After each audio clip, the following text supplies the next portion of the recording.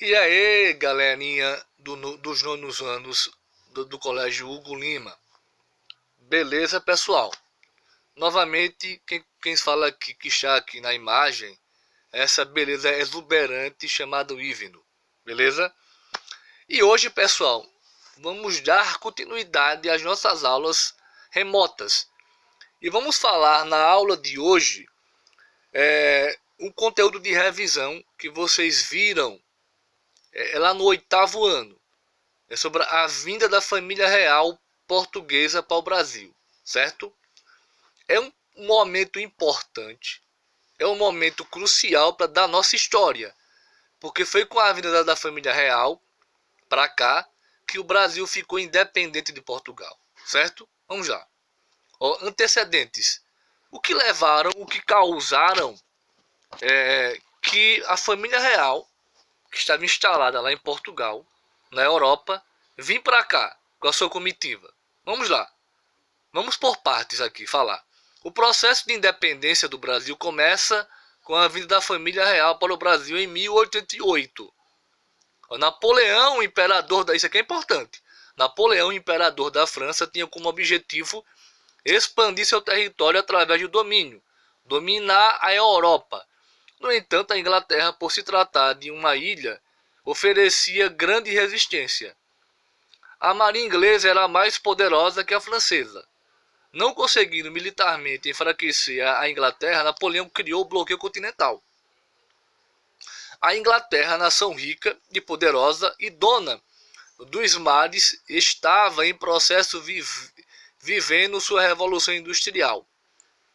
Bloqueio foi o decreto onde Napoleão, em 1087, proibia todos os países da Europa de comercializar com a Inglaterra. Entenderam, pessoal? Mas eu vou voltar a explicar. Vamos lá. O que foi, porque que os portugueses vieram, saindo da Europa e vieram para o Brasil. Vamos lá, pessoal. Aqui, ó. Primeiramente, a gente tem que entender que Portugal é um país ibérico, um país pequenininho em território. Ele não é um país enorme. E naquele período, a França estava sendo governada por Napoleão Bonaparte. Um homem muito grande, de 1,59 m, muito grande ele era, 1,59 m, baixinho, com a saliência aqui na barriga, mas um homem de uma inteligência na arte da guerra fenomenal, pessoal. Ele conseguiu governar a França com mão de ferro, conseguiu erguer a França pós Revolução Francesa, mas ele era meio louco. Ele queria dominar o continente europeu, ele queria mandar em toda a Europa, ele queria mandar. Mas vale lembrar, pessoal, que não era apenas a França que era um país potente. Havia a Inglaterra, que na época era a maior potência do mundo, econômica, porque estava tendo na Inglaterra a Revolução Industrial. Eles estavam riquíssimos com isso, eles mandavam. A Inglaterra tinha a maior frota naval, a maior quantidade de navios do mundo, naval para guerra. Eles ganhavam de qualquer pessoa, pessoal, mesmo, naquele período. Eles eram a maior nação. Hoje a maior nação é os Estados Unidos, a nação mais rica é os Estados Unidos, mas naquele período era a Inglaterra. Era mais rica, mais forte. E os franceses começaram a dominar, pessoal, ali, ó, a sua região. Só que Portugal era um aliado da Inglaterra e não da França. E Napoleão determinou para os portugueses: ou vocês se aliam a mim, a França, ou a gente vai invadir Portugal. Eles preferiram continuar firmes, fiéis à Inglaterra. Inglaterra, em 2 dias, eles arrumaram embarcações e vieram para o Brasil. Porque na Europa, todos os países estavam proibidos de comercializar, de conversar, até de conversar com os ingleses, devido ao bloqueio continental que a França determinou para para a Europa. Resumindo, Portugal desobedeceu e foi invadido. Mas quando foi invadido, eles não estavam mais aqui. Ficou só a população pobre e o resto da população aqui, lá em Portugal. Vieram para o Brasil o rei, a rainha, no caso, que na época não era rei ainda, era príncipe regente. Porque a mãe do Dom João VI, a Dom Maria, a Rainha Maria, ela estava louca. E eles vieram para o Brasil, certo, pessoal? Então isso é o bloqueio continental. E o motivo principal deles terem vindo para o Brasil foi com medo de morrerem e ficarem em Portugal e serem invadidos e morrerem, certo? Ó, dilema. Aderir ou não ao bloqueio. Era um dilema. E eles não aderiram. Interesses ingleses, interesses franceses. Sabendo-se incapaz de heroísmo, escolheu a solução pacífica de encabeçar o êxodo. O que é êxodo? Saída, fuga. E procurar o morno torpo dos trópicos e tranquilidade ou ócio para que nasceu. Ó, quem foi Dom João VI, ou Dom João? Príncipe, tímido e supersticioso. Segundo filho da linha de sucessão. Não foi preparado para ser rei. Geralmente quem era preparado para ser rei era o primeiro filho da linha de sucessão. Dom José, pai e filho morreram vitimados de varíola. E a mãe Rainha Maria, a louca, estava fora de seu juízo, depressão, devido à morte do esposo e do filho. Dom João casou-se com a princesa e herdeira do trono espanhol, Carlota Joaquina. Portugal. Foi o único que me enganou, falou Napoleão. Portugal era um dos países mais atrasados da Europa. Rei absolutista, nação fica órfã, sem rei, sem identidade. Era o país mais atrasado na questão da tecnologia, da questão da Revolução Industrial. Era um país muito arcaico ainda, pessoal, certo? A vinda para o Brasil. O rei fugiu com aproximadamente 15 mil nobres em 14 embarcações. Trouxeram tudo que podiam carregar: documentos, livros e joias. Parte embarcação que estava inclusive Dom João veio para Salvador e o restante do Rio de Janeiro. Tempos depois, Dom João se transferiu para o Rio de Janeiro, onde era a capital do Brasil naquele período.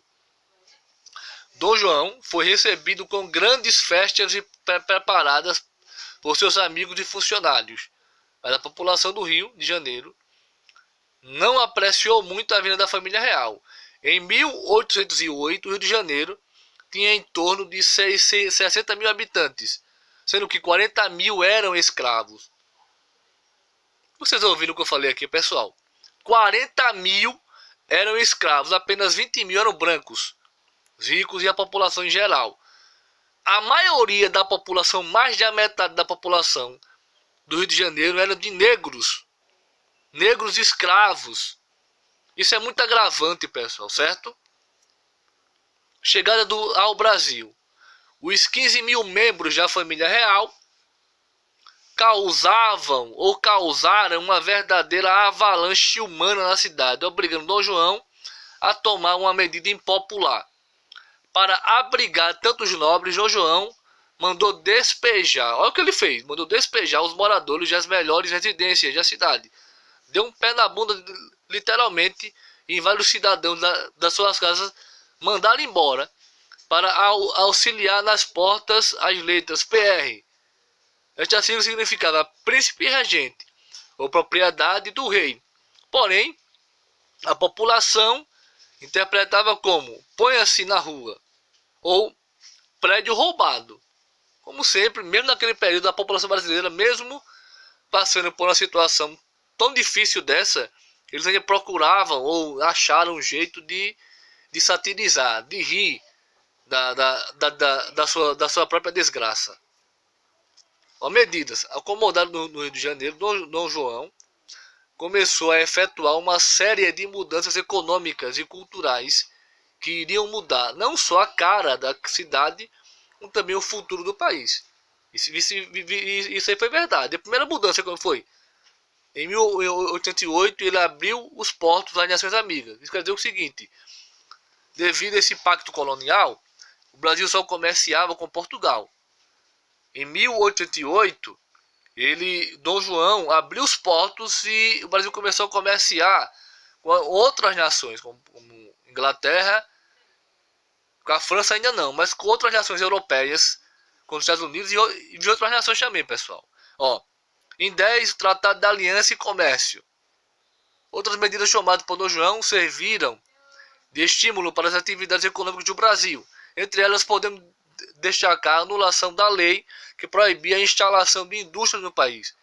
Outra coisa importante, a partir daquele momento passou a se instalar indústria, que não poderia se instalar indústrias aqui no Brasil. Isto permitiu a abertura de fábricas e usinas, sendo que a produção de ferro obteve bastante progresso. A produção agrícola também cresceu, surgindo o café ao lado do açúcar e do algodão. O café, pouco tempo depois, passaria a ocupar o primeiro lugar nas exportações brasileiras. Não podemos deixar de destacar a fundação do Banco do Brasil, que depois faliu, mas depois voltou a surgir, que a gente tem até hoje o Banco do Brasil, que se tornou o símbolo da economia liberal no país. Mudanças culturais, vamos lá, também são mudanças importantes aqui no nosso país. A cultura do país passou por grandes transformações a partir da vinda de Dom João. Vários cursos foram criados no Rio de Janeiro, na Bahia, como cirurgia, que é o curso de medicina, química, agricultura, desenho técnico, entre outros, como direito também. Fundado o Museu Nacional, que há pouco tempo aí, pessoal, que esse Museu Nacional acabou incendiando, pegou fogo aí. O Observatório Astronômico, a Biblioteca Real e a Imprensa Régia, e o famoso Jardim Botânico lá no Rio de Janeiro. Medidas. Além disso, a arte se destacou com a vinda da missão francesa no Brasil, como Juan Debré, um dos grandes pintores da missão, e retratou cenas muito interessantes aqui, que ele retratou essas cenas aqui no nosso país. E desde já eu só quero dizer uma coisa: obrigado, e a gente volta na próxima aula.